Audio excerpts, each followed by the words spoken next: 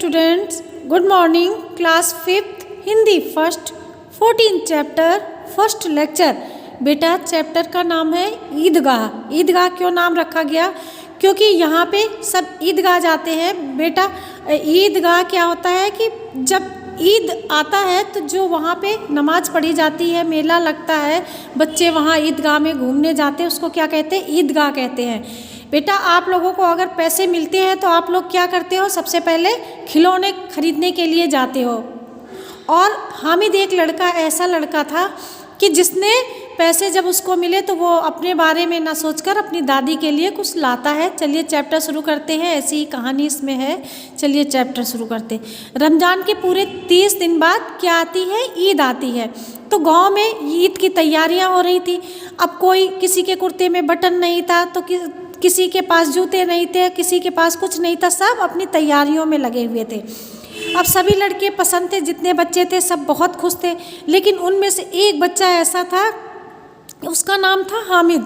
हामिद अपनी दादी के पास, उसकी दादी का नाम बेटा अमीना था, वो अपनी दादी के पास रहता था। उसकी गोद में सिर रखे सो रहा था और उसके पैर में जूते नहीं थे। आप लोग इसमें देख रहे हो बेटा, इस पिक्चर में ये है हामिद। ये बच्चा कौन है? हामिद है। और ये इसकी दादी अमीना है। तो ये अपनी दादी के गोद में सिर रखकर ये बच्चा सो रहा था। अब बेटा हामिद के पास अच्छे कपड़े नहीं थे, पुरानी दुरानी टोपी थी, उसका गोटा काला पड़ गया था, तब भी वो क्या था? खुश था। अब वो गांव के बच्चों के साथ वो भी जाना चाहता था मेला देखने के लिए, लेकिन उसकी दादी बहुत चिंता कर रही थी। उनके पास ना तो पैसे थे और उसकी दादी को ये लग रहा था कि ये छोटा सा बच्चा भीड़ भाड़ में कहीं खो ना जाए, इसको मैं कैसे भेजूं, इसी चिंता में वो बैठी थी। अब जैसे तैसे उन्होंने हामिद को भेज तो दिया, लेकिन उसी के इंतज़ार में वो बैठी रही। उन्हें यही लगा कि सब बच्चे मिठाई खाएंगे, खुश रहेंगे।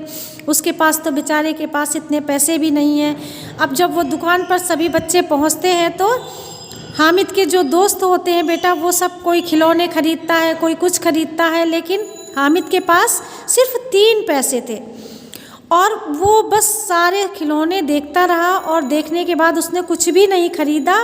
और वो मिठाइयों की दुकानें आई, रेवड़ियाँ, सभी ने सब खरीदने में लग गए, सब बच्चे घूमने में लग गए, लेकिन उसने अभी कुछ भी मिठाई और खिलौने में से कुछ भी नहीं लिया। अब गुलाब जामुन आ गया, किसी ने देखा हलवा खाया, किसी ने कुछ खाया, लेकिन उसने कुछ भी नहीं लिया। अब बेटा आज आपका ये लेक्चर यहीं तक, अगला लेक्चर कल पढ़िएगा। अब ये बेटा आप लोग अपना होमवर्क नोट कीजिए, ये आपका होमवर्क है। ये शब्द अर्थ आपको अपनी नोटबुक में लिखना है। एक साइड शब्द अर्थ, वस्त्र मीन्स कपड़े, ये फिर नोटबुक में आपको लिखना है बेटा। और लिखने के साथ साथ आपको लर्न भी करना है और चैप्टर रीडिंग लगानी है। Thank you class.